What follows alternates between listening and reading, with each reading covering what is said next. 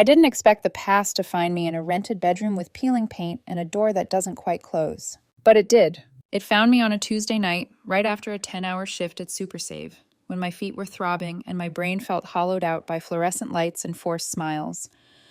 I was still wearing my uniform when my roommate knocked once and said, a little too casually, "Hey, there's an older man sitting on your bed. Says he's your grandfather." I knew in that instant that whatever peace I'd built for myself was about to shatter. I'm 23 years old. I live with 2 roommates in a rundown apartment on the edge of town. I work retail. I pay my bills. I keep my head down. I don't talk about my family. I tell people I'm alone because it's easier than explaining how abandonment can happen slowly. And then all at once. And then he was there, my grandfather. The man who once told me I was responsible for my father's death. The man who took my inheritance. The man who locked me out of his house when I was 18 and grieving and broke. He sat on my bed like he owned it. He didn't ask how I was. He didn't apologize. He didn't even pretend to care. He told me he needed money. Not softly, not with shame, with entitlement. "I'm old," he said. "My pension isn't enough. You owe me." Owe him. I stood there, frozen, staring at the man who had taken everything from me when I was still a child, and now had the audacity to demand more. When I told him I had nothing to give, his face hardened. When I asked him to leave, he smiled like someone who knows exactly where the knife goes. "You'll regret this," he said. After he stormed out, my roommates asked if I was okay. I said yes. But the truth is, his visit cracked something open that I'd spent years burying. Because he didn't just come back for money. He came back to remind me of the night my life fell apart, of the insurance money that vanished, of the blame that nearly destroyed me. And this time, I wasn't going to stay silent. This is the story of how my grandfather stole my future, blamed me for my father's death, and how I finally decided to fight back. I learned early that grief doesn't always arrive like thunder. Sometimes it's quieter than that, like a door closing softly, like a room going cold, like a song you can't remember the melody to anymore. When people meet me now, they assume I've always been like this, reserved, cautious, a little distant. The kind of woman who smiles politely but never quite lets you in. At Super Save, my manager once told me I lack warmth. He said it like it was a flaw in my character instead of a scar I'd earned. He doesn't know that warmth is something you stop reaching for when it keeps getting taken away. I'm 23, and I work at Super Save, a local superstore that smells like cardboard, floor cleaner, and other people's impatience. My job is technically inventory support, which is a fancy way of saying I lift heavy boxes, restock shelves, and pretend that being told you should smile more is normal adult conversation. I live with 2 roommates, Jake and Sarah, in a small, rundown apartment on the outskirts of town.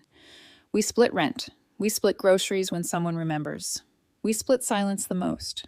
It's been 9 months in this place, and honestly, it's the safest my life has felt in years. Safe doesn't mean happy.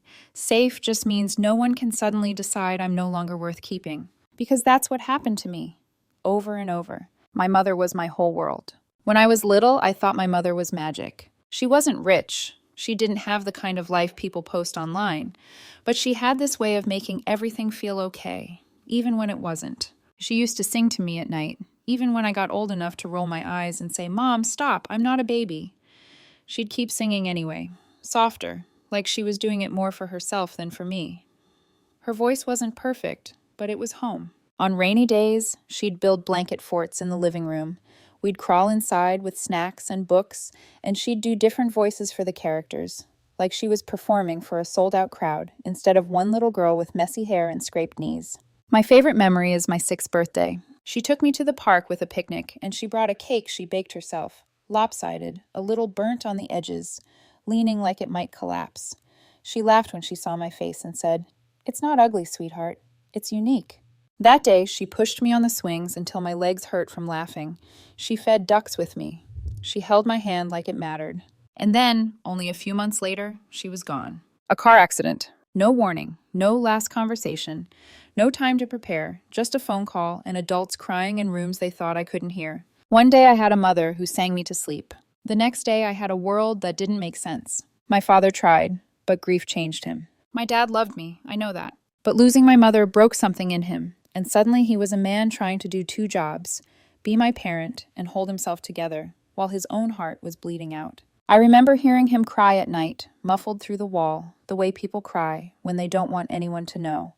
I remember standing in my bedroom doorway, clutching a stuffed animal, feeling too small to help and too scared to interrupt. 6 months after my mom died, my dad decided we needed a fresh start. We moved states. We moved into my grandfather's house. And that was when I learned a new kind of loss, the kind where people are alive, but they don't feel like family. My grandparents' house was bigger, but colder. The house was spacious, the kind of place with a real dining room and a porch swing and framed family photos. It looked like stability, but it felt like walking into a museum where touching anything might get you punished. My grandfather was there physically, but he wasn't present. He sat in his armchair with beer and the news, his eyes glued to the TV like it was the only thing in the world that deserved his attention. I tried to connect with him at first. I did. I was a kid. Kids still believe adults can be softened. I remember showing him a drawing I made at school, a messy crayon picture with a sun in the corner and stick figures that were supposed to be us. I held it out with both hands like it was something precious. He glanced at it for half a second and grunted. Not now, game's on. That was it. No smile, no good job, no tell me about it, just dismissal. After a while, I stopped trying. But my grandmother was different. She was the one who kept me from collapsing into the hollow space my mother left behind. She baked cookies with me on weekends and let me lick the spoon. She sat with me on the porch swing and asked about my day. And when I answered, she actually listened, like my words mattered. She taught me chess. I wasn't good. I made obvious mistakes. But she never laughed at me.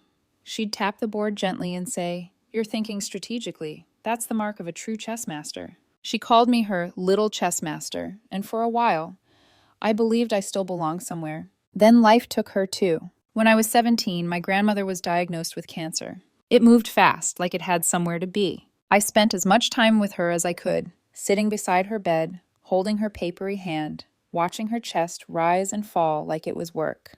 She grew smaller every week, like the illness was erasing her. In her final days, she was so weak she could barely lift her head, but she still tried to smile at me. The last thing she ever said to me was, "Be brave, my little chess master. Life is full of tough moves, but you'll figure it out." I nodded like I understood. Inside, I was screaming. At the funeral, I cried so hard my body shook. My grandfather didn't cry at all. He stood there stone-faced, as if he was watching a stranger get buried, as if 40 years of marriage could disappear without leaving a mark. That was the moment I realized, whatever love my grandfather had in him, it was not for me, and maybe not for anyone. Then, 1 year later, my father died too. A car accident again. The same cruel, pointless kind of loss. I had just turned 18. I remember standing in the hallway when the phone call came, my father's name hanging in the air like poison. I remember my knees going weak, the way the world narrowed, until all I could hear was my own breathing, ragged, shocked, animal. I thought for a second I might actually die from the pain. And then I looked at my grandfather. I expected anger, or grief, or anything human. What I got was something worse. He looked at me like I was a problem that had finally become unbearable.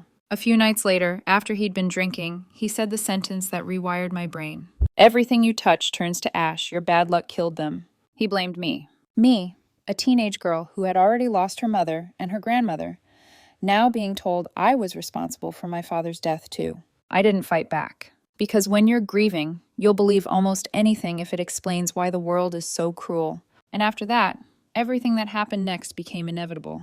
Because the moment my grandfather decided I was the reason his life hurt, he also decided I didn't deserve anything my father left behind. And that's where the insurance money comes in. I didn't understand what power looked like back then. I thought power was loud, obvious, something you could see coming. I didn't know that sometimes power sits quietly at the kitchen table, signs papers with steady hands, and waits for you to be too broken to object. A few weeks after my father's funeral, 2 insurance agents came to my grandfather's house. I remember the sound of their shoes on the hardwood floor, the way their voices dropped into that careful, professional tone adults use when they are talking about money and death in the same sentence. They asked me to sit down. They used my father's full name. They spoke slowly, like grief had made me stupid. They explained that my father had a life insurance policy, $70,000. I didn't react at first. Numbers didn't mean anything to me anymore. My father was gone. No amount of money could fix that. But then one of them said something like, "This is meant to help you get started. College, housing, stability. And for the first time since the funeral, I felt something other than pain. Hope. I imagined community college, a small apartment, a chance to leave that house and build something that wasn't soaked in loss. I imagined my father wanting that for me, his last attempt to protect me after failing to stay alive. I didn't even get a full minute to hold that thought. My grandfather cleared his throat. "She's too young to handle that kind of money," he said casually, like he was commenting on the weather. "She's emotional, inexperienced." I remember the way the agents looked at him, then at me. They asked me if I was okay with the money being placed in his account temporarily. They said it would be safer. They said it was common. They said I'd receive it when I turned 21. I looked at my grandfather, the man who was now my only family, the man whose house I was living in, the man who had already convinced me that everything bad that happened around me was my fault. So I nodded. I said yes. I signed the papers with shaking hands. I trusted him. That was my first mistake. The second betrayal came fast. A few days later, I came home from my part-time job at a local diner. I was tired, covered in grease, my feet hurt. I was thinking about reheated leftovers and sleep. The front door was locked. That wasn't unusual. My grandfather locked it when he went out, but something felt off. My stomach dropped before my brain could catch up. Then I saw my things. My clothes, my books, my backpack, all piled up on the front lawn like trash. There was a note taped to the door. Not long, no explanation, no apology. Just, find somewhere else to live. Don't try to contact me. He had taken the money. He had taken the house. He had taken the last thing my father ever gave me. And then he disappeared. I stood there for what felt like hours, staring at that note while the sun went down and the neighbors walked past, pretending not to see the girl who had just been erased from her own life. I didn't cry. I couldn't. Shock does that to you. It freezes you in place, keeps your body upright while everything inside collapses. That night, I slept on a bench. The next few nights, I slept in a shelter. I was 18, grieving, broke, and completely alone. And no one came. No relatives, no aunts, no uncles, no cousins who are now suddenly blowing up my phone, telling me to do the right thing. Back then, their silence was deafening. Survival became my personality. From that point on, life was about one thing: staying afloat. I worked whatever jobs I could get. I learned how to stretch ramen into 2 meals. I learned which bills could be paid late and which ones couldn't. I learned how to smile just enough to avoid questions. I stopped expecting help, because expecting help is dangerous when it never comes. I found rooms to rent, then worse rooms, then better ones. I learned how to disappear in plain sight. And eventually, I built the life I have now. It's not pretty, it's not easy, but it's mine. Which is why, when my grandfather walked into my bedroom last week and demanded money, when he said I owed him, something inside me snapped. Because the audacity wasn't just that he wanted help. It was that he assumed I had forgotten. That he thought time had erased what he did. That he believed I was still the scared, grieving girl who would sign whatever papers he put in front of her. But the truth is, I never forgot. I just stopped talking. And now that silence is breaking. Because his visit didn't just reopen old wounds, it lit a fuse. The relatives calling me, the guilt-tripping messages, the sudden concern for his well-being. That's not coincidence. That's pressure. And it's pushing me toward a choice I've avoided for years. Stay quiet, or finally fight back. I thought the worst part of seeing my grandfather again would be the memories. I was wrong. The worst part was how comfortable he felt walking back into my life, as if the years between us were just a minor inconvenience, not a canyon filled with betrayal. He didn't knock. He didn't ask permission. He just sat on my bed, in my room, in the space I'd worked so hard to carve out for myself, like it belonged to him. When I stepped inside, my heart started pounding so hard I could hear it in my ears. My palms went cold. For a split second, I felt 18 again, homeless, grieving, small. He looked older than I remembered, thinner. His hair was completely gray now.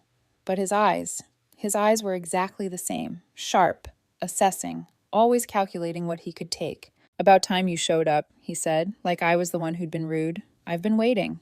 I didn't sit down. I didn't ask him how he found me. I just stood there, my work bag still slung over my shoulder, and asked the only question that mattered.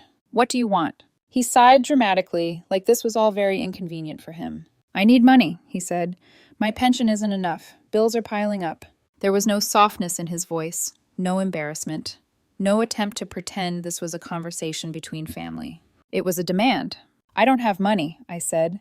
My voice sounded steadier than I felt. "I can barely cover rent." That's when his expression shifted. He leaned back slightly, crossed his arms, and said, "I'm your grandfather. It's your responsibility to support me." Responsibility. The word landed in my chest like a slap. I thought about the nights I slept hungry, the shelter beds, the jobs I worked back to back just to survive. I thought about the $70,000 that could have changed everything. "You took my father's insurance money," I said quietly. "All of it."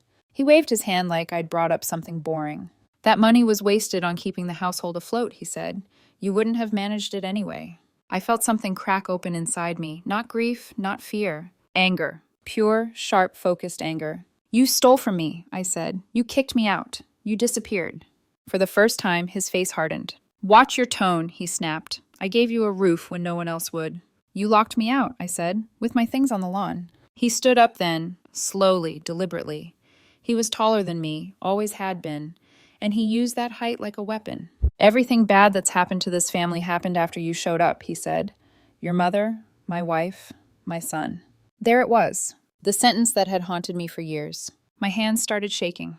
"You don't get to say that," I whispered. He smiled, that same cruel, knowing smile. "You'll regret refusing me," he said. "Mark my words." Then he walked past me like I was nothing. After he left, my roommate Jake knocked on my door. "Hey, you okay?" he asked, hesitant. I nodded automatically. "Yeah, family stuff." Sarah chimed in from the hallway. "You should have helped him. He's old." I didn't argue. Because how do you explain to someone that age doesn't erase abuse? That blood doesn't cancel theft? That sometimes the most dangerous people are the ones who feel entitled to your loyalty? That night, my phone started buzzing. Aunt, cousin, someone I barely remembered. All saying the same thing. "He needs help. He's struggling. Be the bigger person." That's when I realized something important. This wasn't just a visit.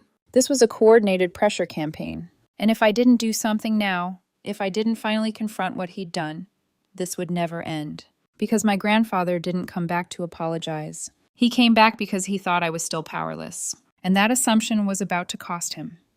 That night, I didn't sleep. I lay on my narrow bed, staring at the water stain on the ceiling, watching shadows from passing headlights crawl across the walls like slow-moving ghosts. Every time I closed my eyes, I saw my grandfather sitting on my bed, calm, entitled, unafraid.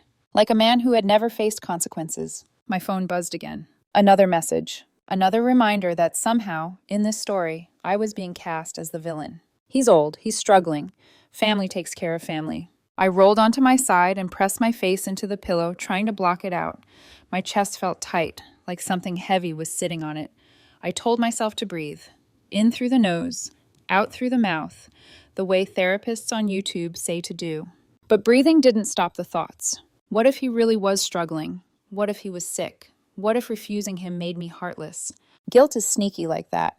It doesn't show up as logic. It shows up as what-ifs. And for a few minutes, I almost broke. I almost texted one of my aunts back. Almost said, "I'll see what I can do." Almost convinced myself that giving him money would buy peace. Then another memory surfaced. Me, at 18, standing on the lawn with my belongings in garbage bags. Me, holding a note that told me not to try to contact him. Me, realizing that the only adult left in my life had chosen money over me. My throat tightened. I sat up in bed and hugged my knees to my chest, rocking slightly, the way I used to when things felt too big to handle. "No," I whispered to the empty room. "No." Because here's the truth no one wanted to acknowledge. If I gave him money now, it wouldn't be kindness. It would be permission. Permission for him to rewrite history. Permission to pretend he hadn't stolen from me. Permission to walk in and out of my life whenever it suited him.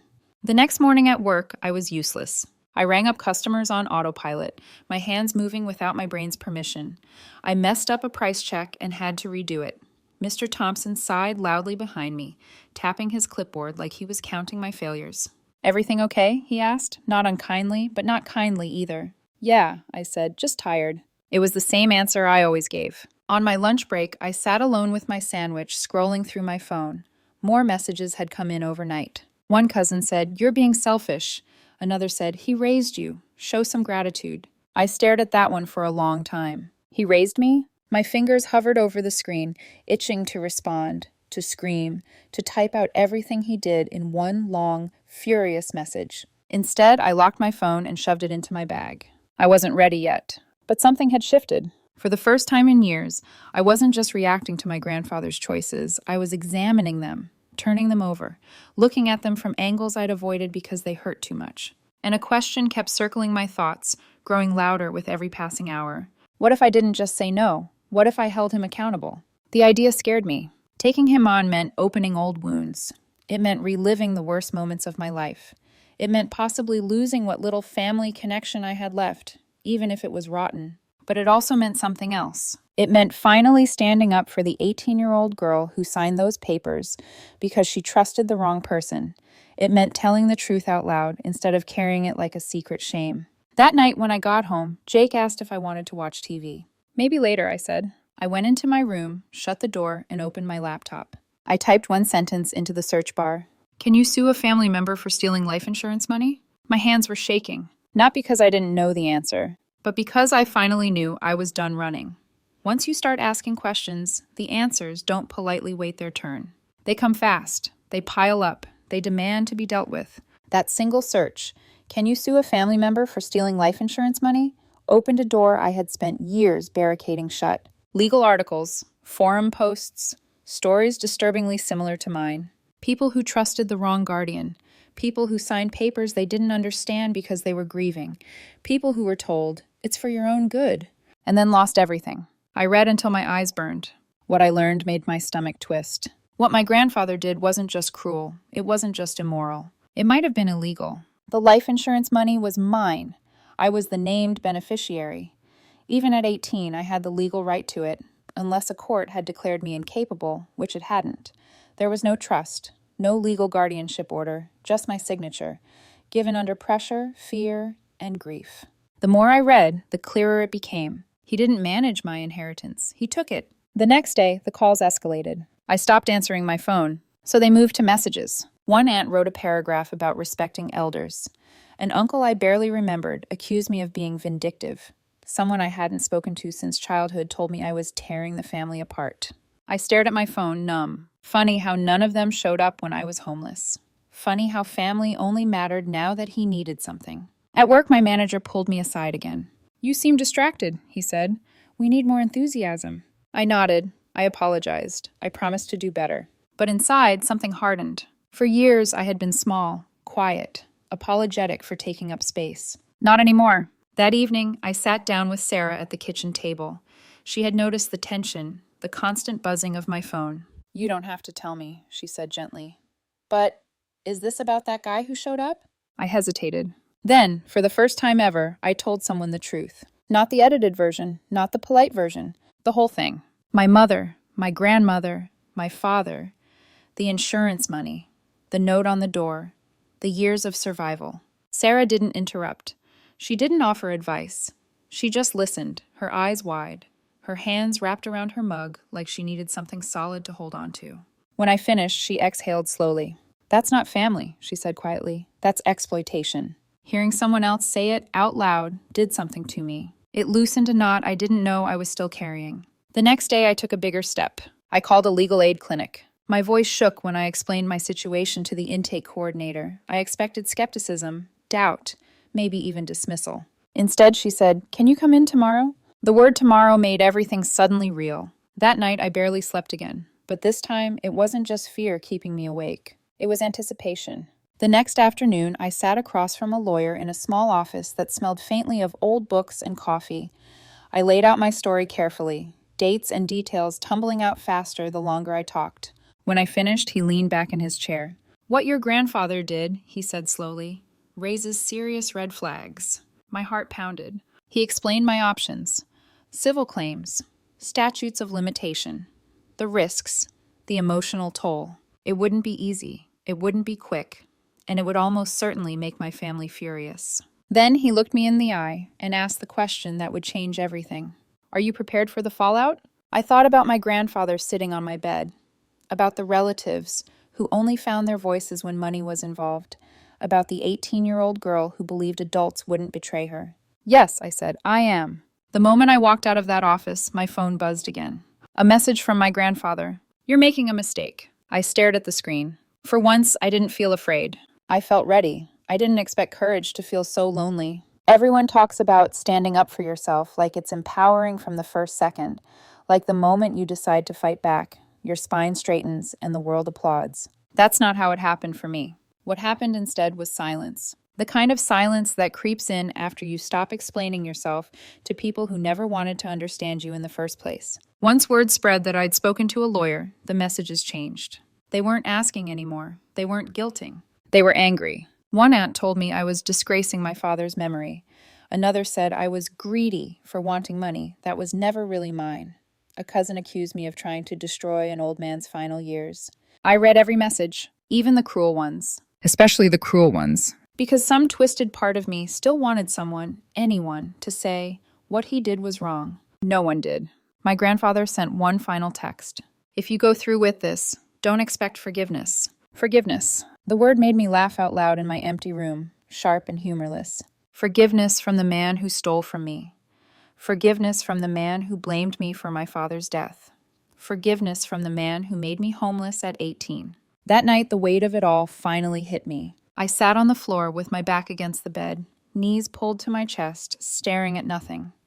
My chest hurt in a way that wasn't physical but felt just as real. What if they were right? What if I really was tearing apart the last thread of family I had? What if pursuing this case ruined my life instead of fixing it? I imagined courtrooms, legal bills, being painted as an ungrateful granddaughter who turned on her own blood. The fear spiraled fast. I thought about my grandmother, about her voice telling me to be brave, about the chessboard between us, about how she always said tough moves were part of the game. And for the first time since I decided to fight back, I wondered if I was strong enough to finish it.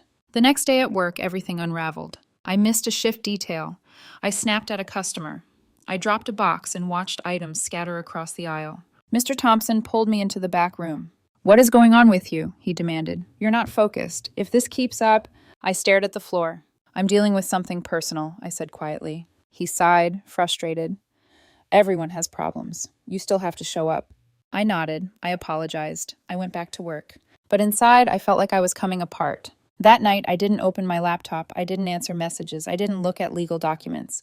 I just lay in bed, staring at the ceiling, wondering if survival was all I was ever going to be good at. Because fighting back meant risking everything I'd built, and walking away meant letting him win. That was the lowest point, the place where every option hurt. But sometimes rock bottom doesn't come with drama. Sometimes it comes quietly, with exhaustion, with doubt, with the terrifying realization that you're completely on your own. And that's exactly when something unexpected happened. The thing about breaking down completely is that eventually you run out of pieces to fall apart. After that night, after the crying, the doubt, the sickening silence, I woke up feeling strangely empty, not calm, not hopeful. Just done. I went to work on autopilot again, but this time something was different. The fear that had been buzzing in my chest for days was quieter. Not gone, but quieter, like it had finally exhausted itself. That afternoon, I got an email from the legal aid clinic. They'd reviewed my documents. They'd checked timelines. They wanted to move forward. I should have felt relief. Instead, my hands started shaking again, because moving forward meant no more maybe. It meant confrontation. That evening, as I was getting home, my phone rang. I almost didn't answer, but the caller ID stopped me cold. Tim, a name I hadn't thought about in years. He was my father's old coworker, someone who used to come over for barbecues back when my parents were alive. I hesitated before answering, unsure why he'd be calling me now. "Hey," I said cautiously. There was a pause, then, "I wasn't sure if this number still worked. It's Tim, from your dad's office." My throat tightened. He explained that he'd heard, through relatives, through gossip, that my grandfather was asking me for money, that I was causing trouble, that legal action might be involved. "I didn't believe it," he said. "Not the version they're telling." Then he said the sentence that shifted everything. "I was there when your dad took out that life insurance policy." I sat down hard on the edge of my bed. Tim told me that after my mother died, my father had been terrified of leaving me alone in the world. He'd talked openly about wanting to make sure I was protected no matter what. "He said that money was for you," Tim said. "For school, for independence, for a future where you didn't have to rely on anyone who didn't treat you right." I closed my eyes, tears slipping down my face. Tim went on. After my father's funeral, Tim had been surprised when my grandfather suddenly stopped responding to calls. He'd assumed it was grief. He hadn't known about the insurance money at the time. "But," Tim said carefully, "I do remember your grandfather arguing with your dad about finances years before. He didn't think your dad was responsible enough. He definitely didn't think an 18-year-old girl should control money. That was it. That was the confirmation I didn't even know I needed. It wasn't just my memory. It wasn't just my word against his. There were witnesses. There was intent. There was truth, spoken by someone with nothing to gain. I'm willing to write to statement, Tim said, or testify, if it comes to that. When the call ended, I sat there in stunned silence. For the first time since this started, I wasn't carrying the truth alone. I forwarded the email to my lawyer immediately. His response came less than an hour later. This strengthens your case significantly. I felt something shift inside my chest. Not rage, not even relief. Clarity. My grandfather didn't just take advantage of a grieving teenager. He deliberately positioned himself to control money that was never meant for him. And now that truth had weight. That night, I pulled out the old folder I'd kept hidden at the bottom of my drawer, the one with my father's documents, photocopies of paperwork I'd managed to save before everything fell apart. I read them slowly, carefully. This time I wasn't reading as a victim. I was reading as someone who finally understood her own worth. And in that quiet moment, sitting alone in my room, I made a decision that didn't feel emotional or reactive. It felt solid. No more explaining, no more defending, no more begging to be believed. I was going to finish this. Not for revenge, but for the girl who signed those papers because she trusted the wrong adult, and for the father who tried, in his last act, to protect me. The moment the legal papers were filed, everything exploded. Not loudly, not all at once, but in sharp, irreversible fractures. My grandfather was served on a Thursday. I know because my phone started ringing 10 minutes later. I didn't answer. I watched it buzz across my desk like a trapped insect, his name flashing over and over until it finally went silent. Then came the messages, long, furious, incoherent. How dare you? After everything I did for you. You're ungrateful. You think you can ruin me? I deleted them without responding. Because something important had changed. I was no longer asking him to understand. Within days, the family narrative shifted again. At first, they denied everything. Then they minimized it. Then they blamed me. He was just holding the money for her. She agreed to it. She's exaggerating. She's always been dramatic. But this time there was a problem. The paperwork didn't lie. Tim's statement didn't lie. The timeline didn't lie. My lawyer requested bank records. And that's when the facade collapsed. The money hadn't been kept safe. It hadn't been saved for my future. It was gone. Withdrawn in chunks. Transferred. Spent. Trips. Debt payments. Personal expenses. Not a trust, not an account in my name, not a single trace of intention to give it back. When my lawyer showed me the breakdown, I felt sick, but not surprised. What surprised me was how quickly my grandfather's confidence evaporated once facts entered the room. His lawyer reached out first. Then another call came, from an aunt who had called me selfish just weeks earlier. Her tone was different now. Careful, measured. Maybe, she said, this has all gotten a bit out of hand. I almost laughed. Out of hand. Like the money had just wandered off on its own. One by one, relatives stopped calling, stopped texting, stopped pretending this was about family values. Because the truth had made something very clear. This wasn't a misunderstanding. It was exploitation. My grandfather didn't show up to court the first time. The judge wasn't impressed. Suddenly, the man who once told me I was responsible for my father's death needed extensions, needed delays, needed sympathy. I watched him across the room during the second hearing. Smaller. Older, not powerful at all. For the first time, he didn't look at me like I was something to control. He looked at me like I was something he couldn't. In the end, the court didn't give me everything. They rarely do. But they ruled in my favor. He was ordered to repay a portion of the money. Not all, but enough. More importantly, the ruling established something he could never undo. He was wrong. Legally, morally, publicly. After the decision, he didn't approach me. He didn't apologize. He walked out with his lawyer, shoulders hunched, refusing to look back. And that was fine, because I wasn't watching him anymore. I was watching myself. Walking out of that courtroom, I felt lighter, not because I'd won money, but because I'd reclaimed something far more valuable. My story. For years, he controlled the narrative. For years, silence protected him. Now, the truth had done what it always does eventually. It pushed back. When everything was finally over, when the court dates ended, when the phone stopped ringing, when my grandfather disappeared back into whatever small, bitter corner he'd carved out for himself, I expected to feel victorious. I didn't. What I felt was quieter than that. I felt settled. Life didn't magically improve overnight. I didn't suddenly become someone with a safety net or a perfect future neatly mapped out. I still wake up early for work. I still count my money carefully. I still live in a small apartment with roommates and stretch groceries farther than most people would consider reasonable. But something fundamental changed. For the first time in my life, I stopped carrying shame that was never mine. I stopped wondering if I was cursed, stopped replaying my grandfather's words like they were truth, stopped asking myself whether I deserved what happened to me. Because here's what I finally understand. Bad things don't happen because you're bad. Cruel people don't get a pass because they're family. And survival, real survival, isn't weakness. It's evidence. I think about my grandmother a lot these days, about the way she taught me chess, not just the rules, but the patience. The understanding that sometimes the board looks impossible and you still have to make a move. I think about my father too, about how he tried in his last act to protect me in a world that wouldn't. I didn't get everything back that was taken from me, but I got enough. Enough to know the truth. Enough to know my voice matters. Enough to know that being alone is not the same as being abandoned. Family isn't who demands loyalty while giving none. Family isn't who shows up only when they need something.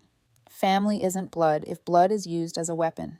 Family is the people who believe you, the people who listen, the people who don't disappear when it gets uncomfortable. I don't know what my future looks like yet. I'm still building it, slowly, imperfectly, one steady step at a time. But this time I'm building it without fear. And that has made all the difference. If you've ever been told to stay silent for the sake of peace, if you've ever been blamed for surviving someone else's cruelty, if you've ever felt guilty for protecting yourself, let this be your reminder. You don't owe loyalty to people who hurt you. You don't owe forgiveness to people who never apologized. And you don't owe silence to anyone who stole your voice. Sometimes, the bravest move on the board is standing up and refusing to play by their rules anymore.